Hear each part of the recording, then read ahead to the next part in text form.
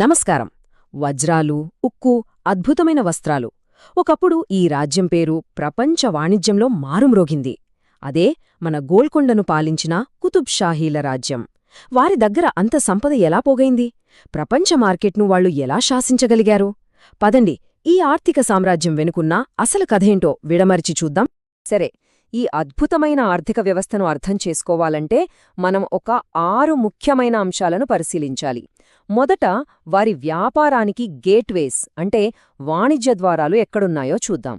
తర్వాత ఎలాంటి వస్తువులు రాజ్యానికి లోపలికి బయటికి వెళుతున్నాయో తెలుసుకుందాం. ఆ తర్వాత వ్యాపారానికి భాషలాంటి నాణేల గురించి, ఆ వస్తువులను తయారుచేసిన వర్క్షాప్ల గురించి, గ్లోబల్ మార్కెట్లో వాళ్ల స్థానమేంటి, చివరగా వాళ్లు మనకు మిగిలించిన ఆర్థిక వారసత్వమేంటి, వీటన్నింటినీ విశ్లేషిద్దాం. ఈ కుతుబ్ షాహీల ఆర్థిక వ్యవస్థ అదేదో రాత్రికి రాత్రే పుట్టుకొచ్చింది కాదు.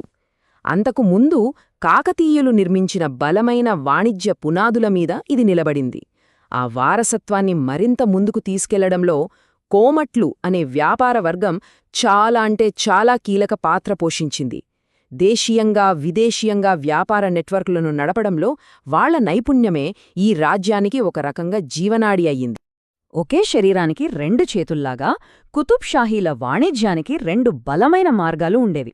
ఒకటి దేశీయ వ్యాపారం, అంటే రాజ్యం లోపల జరిగేది. ఎడ్లబండ్లు, గాడిదల మీద సరుకులను రాజ్యం నలుమూలలకు చేరవేయడంలో పెరికలు అనే వర్గం వాళ్లు సిద్ధహస్తులు. ఇక రెండోది ఓడబేరమని పిలిచే విదేశీ సముద్ర వాణిజ్యం. పెద్ద పెద్ద ఓడల ద్వారా సరుకులను ప్రపంచమంతటికీ పంపేవారు. ఈ 2 మార్గాలు ఒకదానికొకటి సపోర్ట్ చేసుకుంటూ రాజ్యాన్ని సంపన్నం చేశాయన్నమాట. మరి ఈ వ్యాపారమంతా ఎక్కడ జరిగేది? మోటుపల్లి, మచిలీపట్నం లాంటి ఓడరేవులు విదేశీ వాణిజ్యానికి ప్రధాన ద్వారాలుగా ఉండేవి. అయితే ఇక్కడొక ఆశ్చర్యకరమైన విషయముంది. కేవలం ఓడరేవులే కాదు, తిరుపతి, శ్రీశైలం లాంటి పుణ్యక్షేత్రాలు కూడా పెద్ద పెద్ద వాణిజ్య కేంద్రాలుగా మారిపోయాయి. ఎందుకంటే అక్కడికి వేల సంఖ్యలో వచ్చే యాత్రికులే అతిపెద్ద కస్టమర్లు. వాళ్ల అవసరాలు తీర్చడానికి అక్కడ పెద్ద సంతలు వెలిశాయి.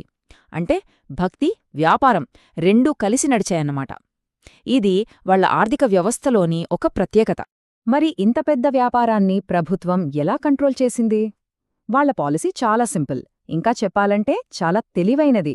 ఎగుమతులైనా దిగుమతులైనా ఒకే ఒక్క పన్ను, సింగిల్ ట్యాక్స్, జస్ట్ 3.5%.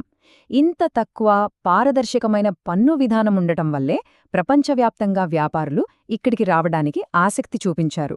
ఇది రాజఖజానాకు నిరంతర ఆదాయ వనరుగా మారింది. సరే, ఆ 3.5% పన్ను, లక్షలాది వ్యాపార లావాదేవీలు ఇవన్నీ ఏ రూపంలో జరిగేవి? అసలు ఆ కాలంలో వాడిన డబ్బులేంటి? అంటే ఆ వ్యాపారానికి భాషలాంటి కరెన్సీ గురించిప్పుడు తెలుసుకుందాం. కుతుబ్షాహీ ఆర్థిక వ్యవస్థకు కిరీటం లాంటిది వాళ్ల బంగారు నాణ్యం.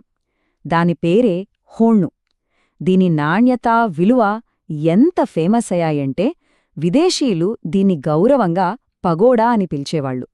ఇది ఆ కాలం గోల్డ్ స్టాండర్డ్ అన్నమాట. సరే, ఒక బంగారు హోన్నుతో ఓడను కొనొచ్చు, బానే ఉంది. కాని ఓ చిన్న గ్లాస్ టీ తాగాలంటే దానికి హోన్ను వాడలేరు కదా. అందుకే వాళ్లు ఒక పర్ఫెక్ట్ సిస్టమ్ పెట్టారు. అత్యంత విలువైన ఒక హోన్నును చిన్న చిన్న యూనిట్లుగా విడగొట్టారు. అంటే ఒక హోనుకి 10 ఫణాలు, ఒక్కో ఫణానికి 32 తార్లు, ఒక్కో తార్కు 2 కాసులు.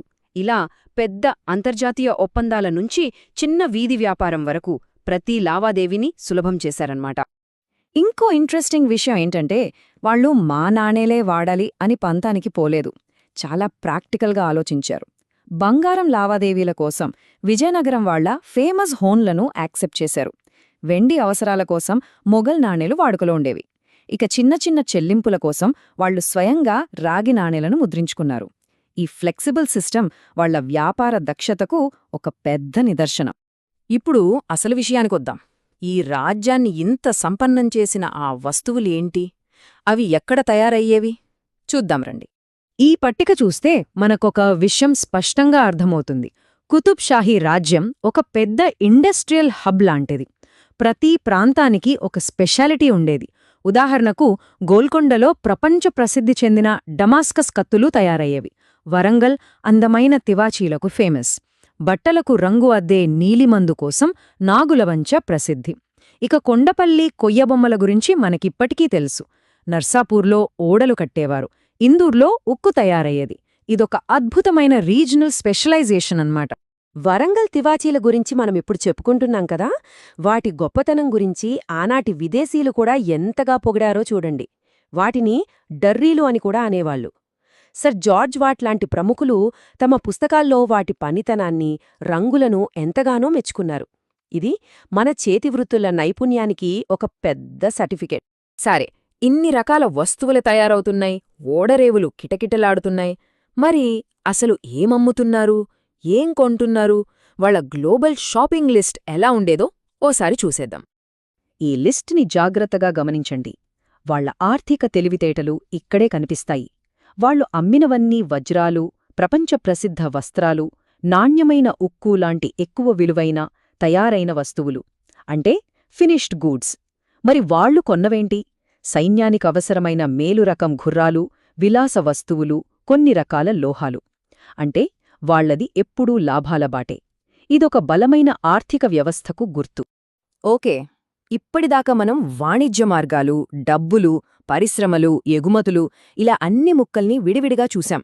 ఇప్పుడు వీటన్నింటినీ కలిపి చూస్తే ఆ పూర్తి చిత్రం ఎలా ఉంటుందో ఒక్కసారి రివైజ్ చేసుకుందాం. సింపుల్గా చెప్పాలంటే కుతుబ్ షాహీ ఆర్థిక సామ్రాజ్యం 4 బలమైన స్తంభాల మీద నిలబడింది. 1 పటిష్టమైన వాణిజ్య మార్గాలు, 2 ప్రపంచ ప్రసిద్ధి చెందిన ఉత్పత్తులు, 3 అందరికి సులభమైన నాణేల వ్యవస్థ, 4 వ్యాపారాన్ని ప్రోత్సహించే ప్రభుత్వ విధానాలు. ఈ 4 కలిసే వారిని ఒక ఆర్థిక శక్తిగా నిలబెట్టాయి. ఇప్పుడొక్కసారి ఆలోచించండి, ఇంతటి అపారమైన సంపద, ప్రపంచంతో వాణిజ్య సంబంధాలున్న ఈ రాజ్యం మొఘలుల చేతిలో పడిపోకుండా ఉండుంటే మన చరిత్ర ఎలా ఉండేది? ఈ ప్రాంత భవిష్యత్తు, ప్రపంచపటంలో దాని స్థానం ఎలా మారిపోయుండేది? ఈ ప్రశ్నతోనే